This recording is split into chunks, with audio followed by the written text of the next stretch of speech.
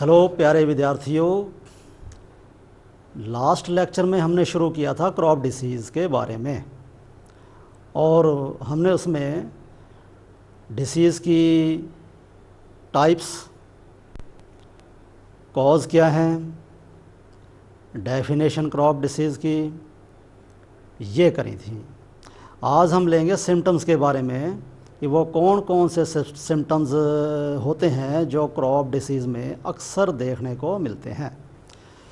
तो स्लाइड पे ध्यान दीजिए। पहला सिम्टम है ब्लाइट।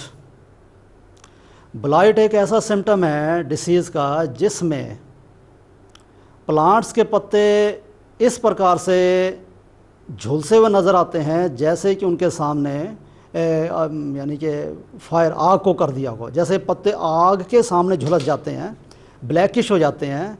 इस प्रकार का अपीयरेंस नज़र आता है ब्लाइट सिम्टम के दौरान। खास करके एग्जांपल इसकी early blight of potato, late blight of potato. इस दो एग्जांपल के अंदर फर्स्ट जो एग्जांपल हमने ली थी लेट ब्लाइट ऑफ पोटैटो के अंदर पूरा का पूरा प्लांट्स और उसके लीफ ऐसे नज़र आते हैं जैसे झुलस गए हों, लेकिन अर्ली ब्लाइट ऑफ पोटैटो के अंदर केवल लीव्स ही झुलसे हुए नज़र आते हैं, बाकी जो प्लांट्स है वो डिसीज़ नज़र नहीं आता। दूसरा हमारा सिम्टम्स है स्मट। स्मट के अंदर प्लांट्स के जो फ्लोरल ऑर्गन्स हैं, दीज आर चेंज्ड और मॉडिफाइड और transformed into charcoal like powdery mass which can be separated from disease plant to healthy plant by the agencies of water और by the agencies of wind. इसी की example ले लें एक loose smut of wheat. In loose smut of wheat only floral organs में केवल ovary destroy होती है and changed into powdery mass, but in case of cane sugar smut complete floral axes are destroyed by disease। तीसरी हमारी symptoms जो हम ले रहे हैं वो है क्लोरोसिस। तो क्लोरोसिस में प्लांट्स के leaves are changed into yellow colour. Plants के पत्ते जो हैं उनमें पीलापन आ जाता है। इसका कारण है इनसफिशिएंट फॉर्मेशंस ऑफ क्लोरोफिल और एक्सेसिव ब्रेकडाउन ऑफ क्लोरोफिल्स। दोनों ही कारण हो सकते हैं।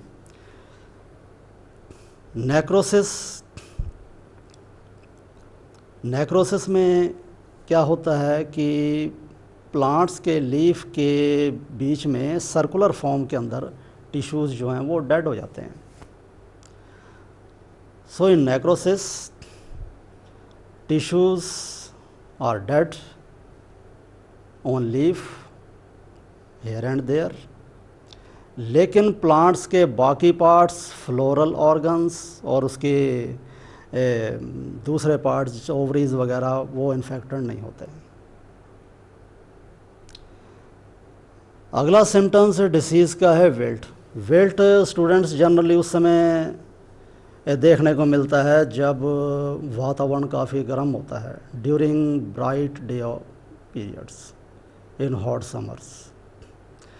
इसके दौरान विल्ट में क्या होता है कि पानी की कमी हो जाती है प्लांट्स के अंदर। The plant get wilt due to excessive loss of waters, और वो ड्रूपिंग कंडीशन में हो जाता है। उसमें पूरा का पूरा प्लांट्स भी ड्रूप कर सकता है, झुक जाता है नीचे को, और उसका कुछ पार्ट्स भी ड्रूपिंग कंडीशन में आ सकता है। ऊपर से समस्या एक और बन जाती है क्योंकि ये पानी की कमी के कारण इनमें जो टर्जिडिटी ख़त्म हो जाती है, टर्जिडिटी लॉस्ट हो जाती है, तो प्लांट्स के वीक हो जाने के कारण उन पर पैथोजन जल्दी हमला कर देते हैं। और सबसे ज़्यादा इसमें डेंजरस कारण ये बनता है कि the pathogens that attacks on these types of plants get accumulates inside the vascular tissue, xylem and phloem. xylem और phloem के अंदर वो कैमलेट्स हो जाते हैं एंड कॉज प्लगिंग, यानी कंडक्शन रोक देते हैं।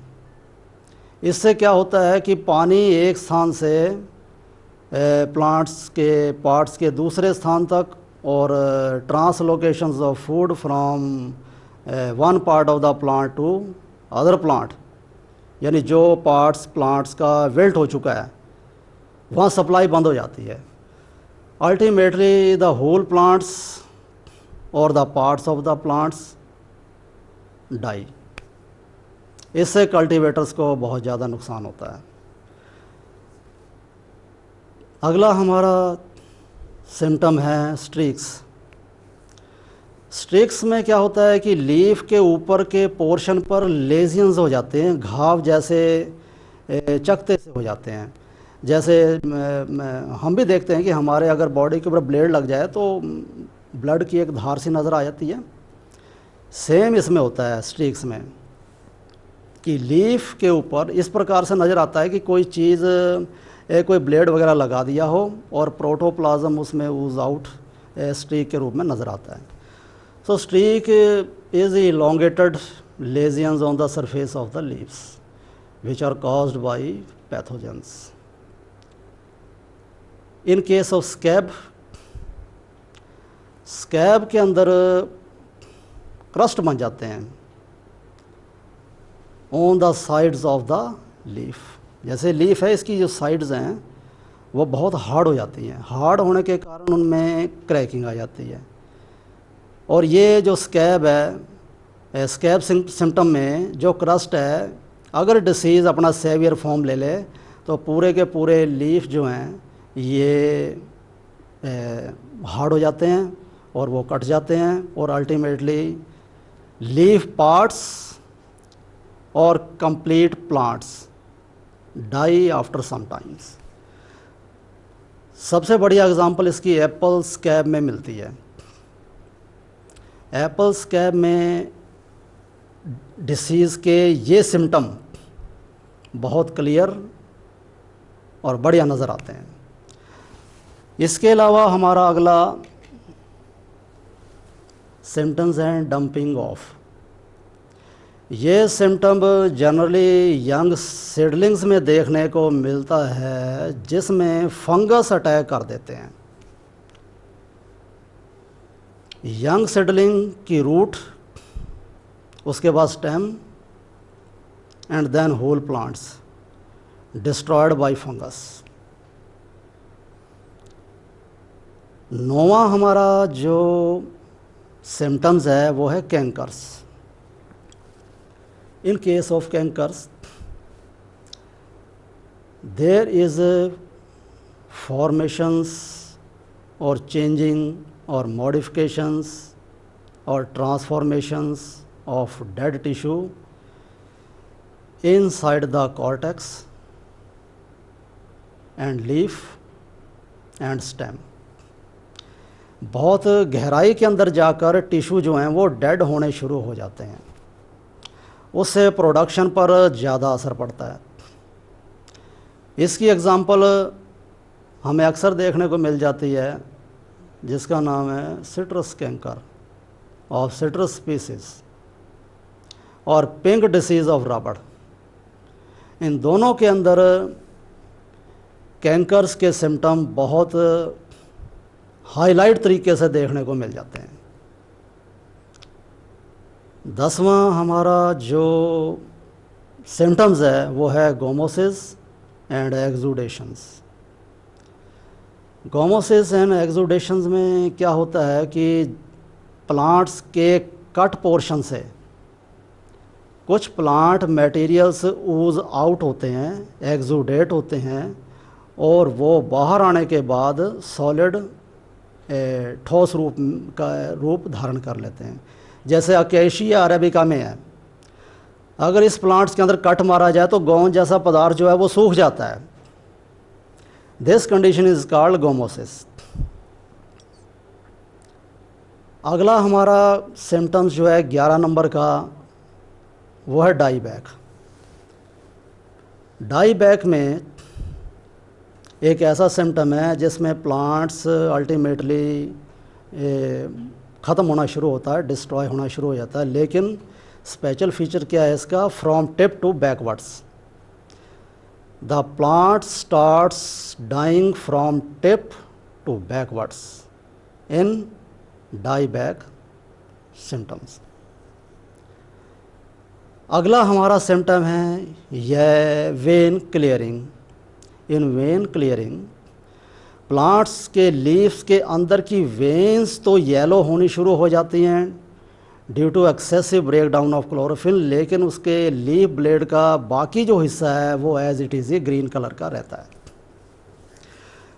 This symptom is generally seen in the yellow vein mosaic of ladies finger. अगला सिम्टम जो हम ले रहे हैं वो है रस्ट। रस्ट के अंदर इस सिम्टम में हमें डिसीज़ प्लांट्स में क्या देखने को मिलता है, there are raised portions which is of different colour on the surface of the leaves. The colour of the spore में change from red to brown and then to black. तो जैसे जैसे जो डिसीज़ है वो सेवियर फॉर्म लेती हुई जाती है, सिम्टम में भी चेंज आती चली जाती है।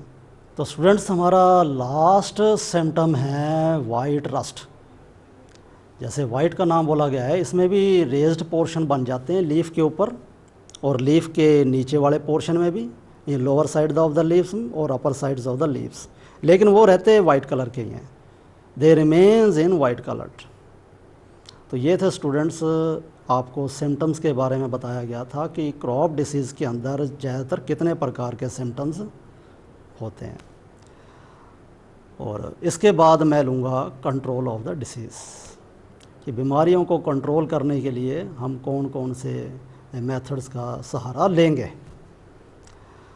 तो डियर स्टूडेंट्स, सबसे पहले लिया जाएगा प्लांट क्वारंटाइन मेथड। ये क्या चीज़ है ये? This is legally force restrictions by the government. ये सरकार की तरफ से बनाया गया एक ऐसा प्लान है जिसके अंतर्गत जो भी हमारा प्लांट मटेरियल्स दूसरे कंट्री से हमारे कंट्री में आता है, तो सी पोर्ट और एयरपोर्ट, यहाँ पर ऐसे तजर्बेकार ऑफिसर्स को बिठा दिया जाता है और बिठाया गया है जो कि उन प्लांट्स मटेरियल को चेक करते हैं कि कहीं इन प्लांट मटेरियल्स के साथ कोई weeds which is harmful, paste और कोई डिसीज़ प्लांट्स तो नहीं आ रहा हमारी कंट्री के अंदर, या एक स्टेट से दूसरे स्टेट में ये प्लांट मटेरियल्स आते हैं तब भी चेकिंग होती है। तो इस मेथड्स को कहते हैं प्लांट क्वारंटाइन मेथड्स। तो एंट्री से पहले उनको चेक कर लिया जाता है। दूसरा मेथड जो है वो कल्चरल प्रैक्टिस मेथड। इसके दौरान विभिन्न प्रकार की टेक्निक्स और मेथड्स, सब मेथड्स अपनाए जाते हैं, जैसे कि नंबर 1 इराडिकेशंस ऑफ होस्ट। इसमें बीमारी के डिसीज़ के होस्ट को ख़त्म कर दिया जाता है, ताकि होस्ट नहीं रहेंगे तो कोई specific pathogens that attacks on specific host will also be destroyed, वो भी उसके साथ ही ख़त्म हो जाए। इसके साथ इराडिकेशंस ऑफ अल्टरनेट होस्ट। कई बार ऐसा होता है कि कोई पैरासाइट है, कोई पैथोजेंस है, जब उसको अपना कोई स्पेसिफिक होस्ट नहीं मिलता तो वो अपनी ज़िंदगी को चलाने के लिए, अपनी लाइफ को बनाए रखने के लिए अपने आप को किसी और प्लांट्स के ऊपर अपने आप को रख लेता है, ताकि जब तक उसका स्पेसिफिक होस्ट, ओरिजिनल होस्ट उसे ना मिल जाए तब तक वो अपने लाइफ को उसके ऊपर निर्वाह करता है। इसे कहते हैं अल्टरनेट होस्ट। तो अगर हमें पता लग जाए कि किसी भी डिसीज्ड प्लांट का ये स्पेसिफिक पैथोजेंस है और उसका अल्टरनेटिव होस्ट ये है, तो डिसीज़ उस स्पेसिफिक जो हमारी क्रॉप है उसको छोड़कर पैथोजन जिस अल्टरनेट होस्ट को अपनाते हैं उसको भी साथ के साथ ही ख़त्म कर दिया जाए। इससे डिसीज़ को रोका जा सकता है। इसके अलावा है ageing and drying of seed. Seeds को अगर किसी क्रॉप से सीड्स को कलेक्ट कर लें तो उसे कुछ समय तक सूखने के लिए छोड़ देना चाहिए। उससे क्या होता है कि mycelia which are present in dormant conditions upon the seeds will also destroy by sun radiations. लंबे समय तक उनको रखने का भी एक कारण है। थोड़ा उनको ऐसे नहीं कि जो कलेक्शन हमने कर लिया है और उसको फिर बो दिया है, उसको कम से कम लंबे समय तक रखना चाहिए। उससे फ़ायदा ये होता है कि एम्ब्रियो अगर उसमें पूरी तरह से परिपक्व ना हो, डेवलप ना हो, तो एम्ब्रियो डेवलप कर जाता है और सीड की स्ट्रेंथ बन जाती है। तो स्टूडेंट्स, इसी में ही एक और मेथड है depth and proper method of sowing of बीज। बीज को बोने का एक सही मेथड होना चाहिए, उसकी डेप्थ सही होनी चाहिए, क्योंकि जनरली जब fungus are present on the upper layer of the soil, even यानी कि pathogens are also present generally soil की ऊपर की जो लेयर होती है जनरली वहाँ प्रेजेंट होते हैं। अगर हम किसी क्रॉप के सीड को इस तरह से बो देंगे कि वो इतनी डेप्थ तक ही जाए जहाँ पर कि कोई पैथोजेंस है, तो वो सीड को डिस्ट्रॉय करेगा, क्योंकि जो टॉप लेयर है सॉइल की वहाँ ह्यूमिडिटी भी रहती है और टम्परेचर ऑप्टिमम इन्वायरमेंट भी ऐसा रहता है कि पैथोजन जो है वो ग्रो करते रहते हैं। तो अगर उनको सही गहराई तक बोया जाएगा, बीजा जाएगा, तो वहाँ पैथोजन की एक्टिविटी नहीं रहती है और सीड डिस्ट्रॉय नहीं होता है और प्लांटेशन हो जाती है। इसी के अंदर ही हम अगला पॉइंट लेते हैं इनोक्यूलम। इनोक्यूलम के अंदर क्या है कि अगर कोई प्लांट डिसीज्ड हो जाता है तो उसका शुरुआती दौर में ही उस प्लांट्स पार्ट्स को काट के अलग कर दो जो कि डिसीज्ड हो। इससे प्लांट्स, पूरे प्लांट्स में और नियर बाई प्लांट्स में डिसीज़ फैलने का खतरा बहुत ही कम हो जाता है। तो स्टूडेंट्स, इसी में ही है एक जनरली आपने भी सुना होगा अपने घर के आसपास और जनरली देखा भी होगा कि क्रॉप रोटेशंस, फसलों को बदल बदल कर बीजना। जैसे एक फसल जो एक साल में बीजी गई है, अगर वो लगातार 10-12 सालों तक बीजते चले जाएं तो उनका जो स्पेसिफिक पैथोजेंस है वो इतने ज़्यादा एक्यूमुलेट्स हो जाते हैं इनसाइड द सॉइल कि हर साल उनकी गिनती फिर बढ़ती जाती है, क्योंकि वो अपनी जनरेशन को इंक्रीज़ कर लेते हैं, क्योंकि उनको स्पेसिफिक होस्ट जो है वो मिलता चला जाता है। तो अगर इन फसलों के बीच में एक ऐसी फसल बो दी जाए जिससे कि उस पैथोजेंस को स्पेसिफिक होस्ट ना मिले, तो डिसीज़ को काफ़ी हद तक रोका जा सकता है और प्लांट और क्रॉप से प्रॉपर यील्ड्स ली जा सकती है। स्टूडेंट्स, इसी के साथ ही इसी कल्चरल मेथड में एक है मिक्स्ड क्रॉपिंग, यानी एक साथ कई फसलों को लगा दो जिससे कि अगर एक फसल पर डिसीज्ड अपने पैथोजन हमला करते हैं, अगर वो डिसीज्ड हो जाती है, नष्ट हो जाती है, तो बाकी जो हमने उनके साथ फसलें उगाई हैं उससे कल्टीवेटर्स को प्रोडक्शन मिल जाए।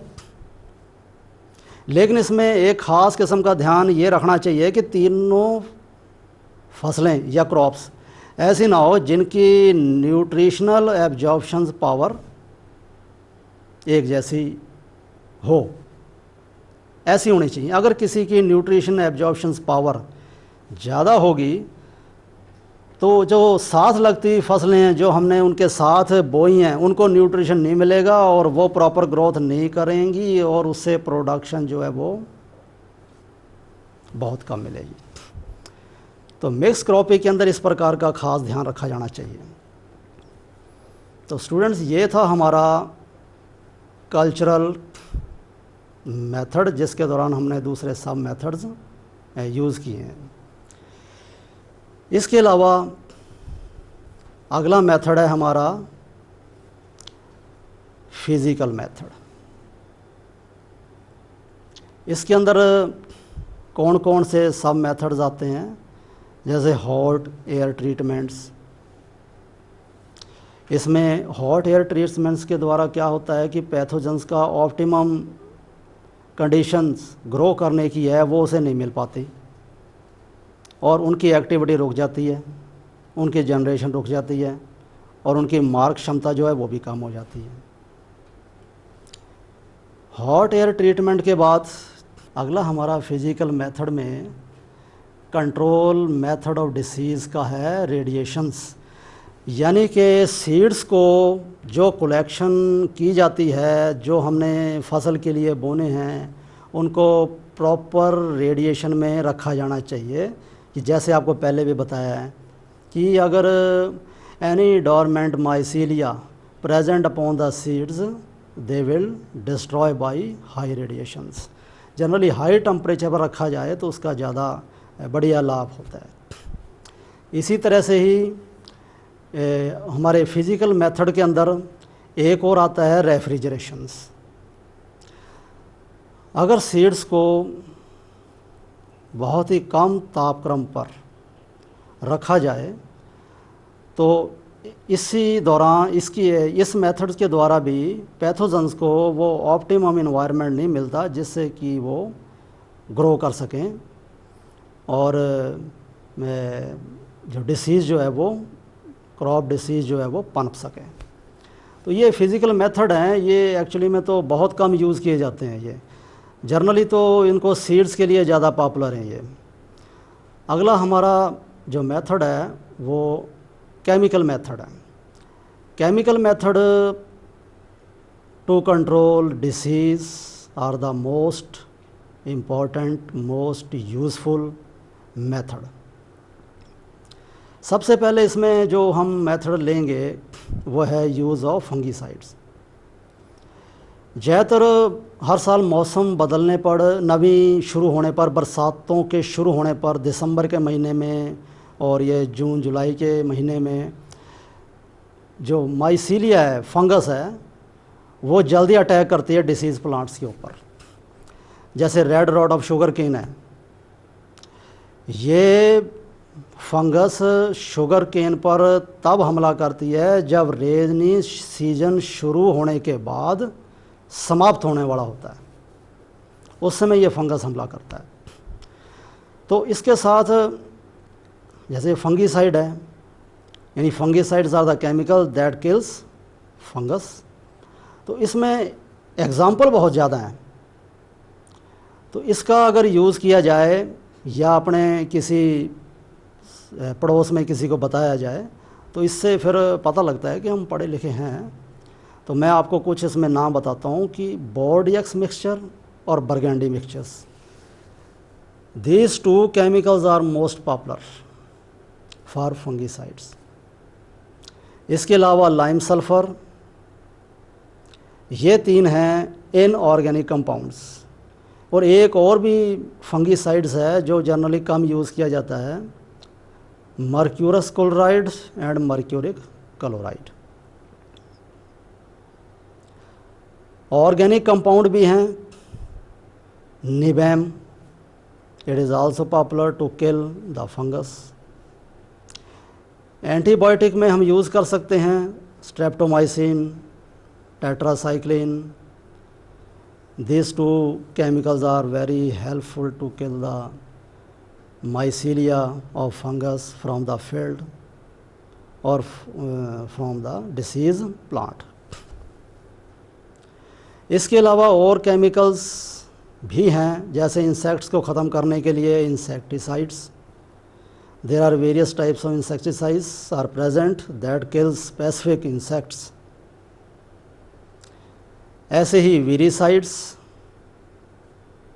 वीरीसाइड्स are the chemicals that kills virus. ऐसे ही नेमेटिसाइड्स जो नीमाटोड्स को किल करने के लिए होते हैं।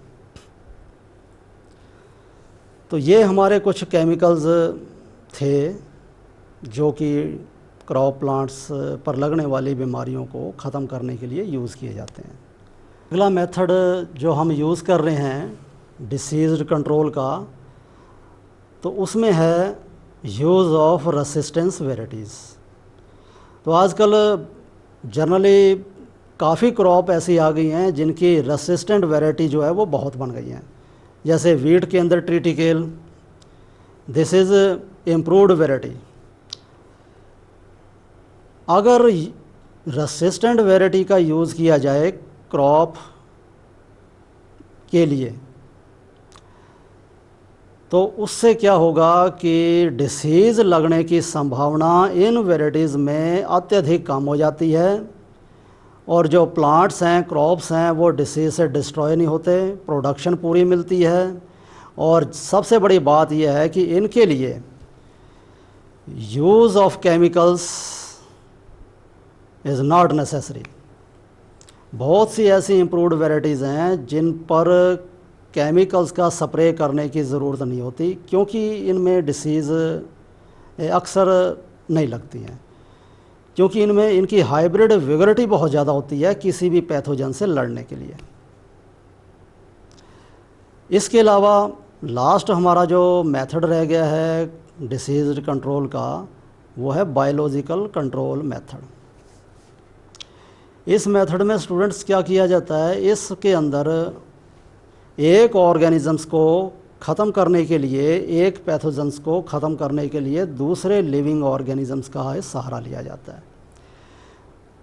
ये आजकल की तारीख में सबसे अच्छा मेथड माना जाता है डिसीज़ कंट्रोल का, क्योंकि आपने देखा ही होगा कि अगर हम इंसेक्टिसाइड्स, फंगिसाइड का यूज़ करें, वीरीसाइड का यूज़ करें, तो आखिरकार इससे पॉल्यूशन, सॉइल पॉल्यूशन तो होता ही है, और ये फूड चेन के द्वारा प्लांट में, और प्लांट से फिर ह्यूमंस में और डोमेस्टिकेटेड एनिमल्स के अंदर ये एंटर कर जाता है, और उससे फिर ह्यूमंस में भी एंटर करके ये विभिन्न प्रकार की बीमारियों को ही जन्म देती है।